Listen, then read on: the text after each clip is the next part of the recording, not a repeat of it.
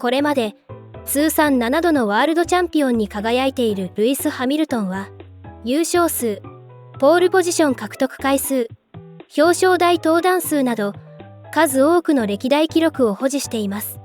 ハミルトンはこれまで通算103勝を挙げていますが、そのうちの82勝が現在のメルセデスで挙げたもので、どうしても彼にはマシンが良かっただけという声もつきまとってしまいますが、デビューイヤーの2007年に2度のワールドチャンピオンのアロンソと互角に戦い、同ポイントながら勝ったことで、いきなり彼は自身の実力を世界に証明したのです。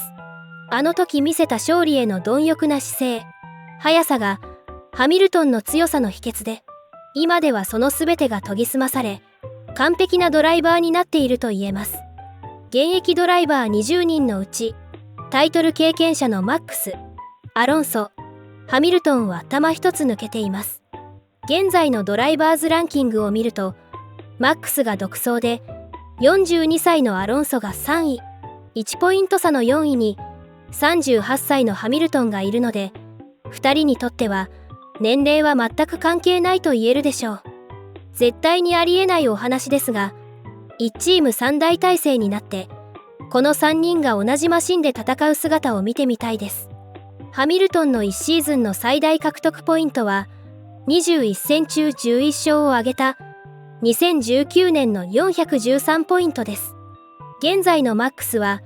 22戦中の12戦を終えた時点で、すでに10勝を挙げ、計314ポイント獲得しているので、当時よりも1戦多いことも重なり、確実に当時のハミルトンを超えてくるでしょう。この状況をハミルトンが黙って見ているはずもなく、虎視眈々とタイトル奪還を目論んでいます。しかし、現在のレッドブルホンダはあまりにも強く、元絶対王者のメルセデスをもってしても、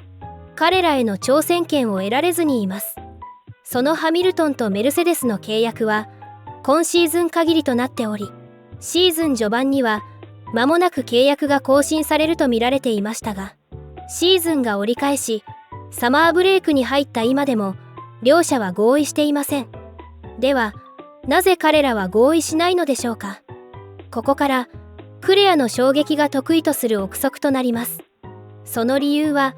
ハミルトン側が条件を提示している上で、メルセデス側が首を縦に振らないことだと思っています。ハミルトン的には、当然ながらメルセデスが勝てるマシンを用意できるかどうかを不安視していると思いますが、現実的に最強のレッドブルに太刀打ちできる可能性があるチームは、メルセデスだけだと感じています。フェラーリはそのうちチーム内で揉め始め、アストン・マーティンはもう少し時間がかかると感じています。それは誰よりもハミルトンが感じ取っていると思うので、たとえフェラーリから超高額年俸を提示されても、フェラーリへの移籍はないと感じています。つまり、現在のメルセデスでかつての黄金時代の再現を期待するしかないでしょう。トト・ウォルフはこう語っています。ルイスとは引退後のアンバサダー契約について話していないし、そのことは契約交渉に含まれていない。彼はドライバーとしてこのチームで今後何年もやっていくことになると思う。あとは契約の中身を整理するだけだ。なぜ契約が完了していないのか。それは単に契約の些細な点を整理する必要があるからだ。この些細な点とは一体何なのでしょうか。トト・ウォルフがアンバサダー契約という言葉を出したこともあり、これまでの交渉の中にそういう話が出ていることは間違いないでしょう。噂によると、ハミルトンは引退後もチームのアンバサダー的な役割、さらにはメルセデス本体との関わりを続けたいと言われており、それが現在のネックの一つになっている可能性は十分考えられます。ドライバーを超えた役割を求めるハミルトンと、あくまで一ドライバーとしての起用に限定したいメルセデス側との考えの違いがあるかもしれません。そして、やはり彼の高額年俸がネックになっていると思われます。2023年のハミルトンの推定年俸は約45億円で、マックス、ルクレールに続き現役3番目と言われています。ハミルトンと49ポイント差で、現在ランキング6位のチームメイトのラッセルは約10億円なので、メルセデスからすれば、この高額年俸を何とかしたいと考えているはずです。チーム事情を考えれば年俸が下がるのは仕方ないことですが、ハミルトンがそれを受け入れていない可能性もあります。全盛期のハミルトンの年俸は55億円前後だったので、今では減額しているとは言えますが、ハミルトン側は現在と同じような額を求めているような気がします。ハミルトンといえば、2021年のあの最終戦の後、完全に SNS から離れ、一時は引退もささやかれていたことがあります。結局、開幕前テスト間近に契約を更新していたので、おそらく今回も 99.9% 契約は更新されると思いますが、過去のこのような経緯から電撃引退をする可能性もゼロとは言えません。その時はハミルトン側の要望をメルセデス側が拒否したと言っていいでしょう。両者の一番の問題は来年のマシンでタイトル争いができるかどうかです。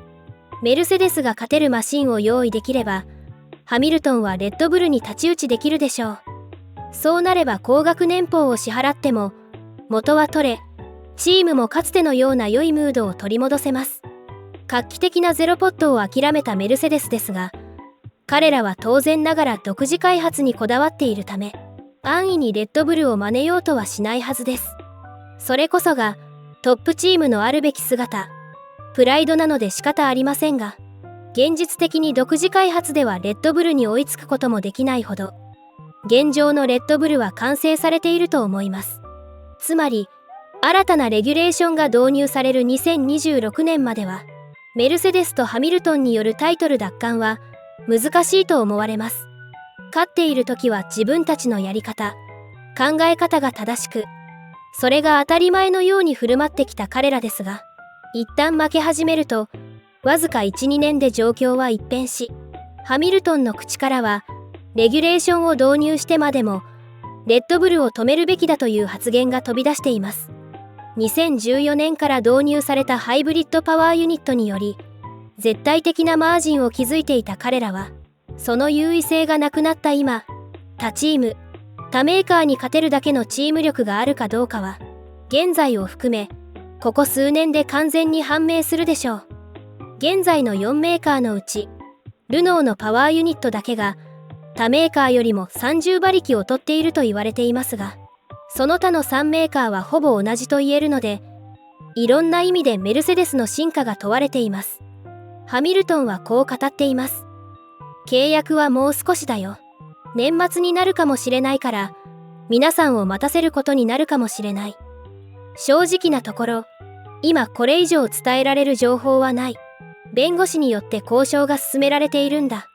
両者の契約交渉は、意地とプライドがかかっているように感じます。皆さんは、今後のメルセデスが、最強レッドブルとのタイトル争いに加われると思いますか？そして、ハミルトンの年俸は減額されると思いますか？それでは、次回のクレアの衝撃をお楽しみに。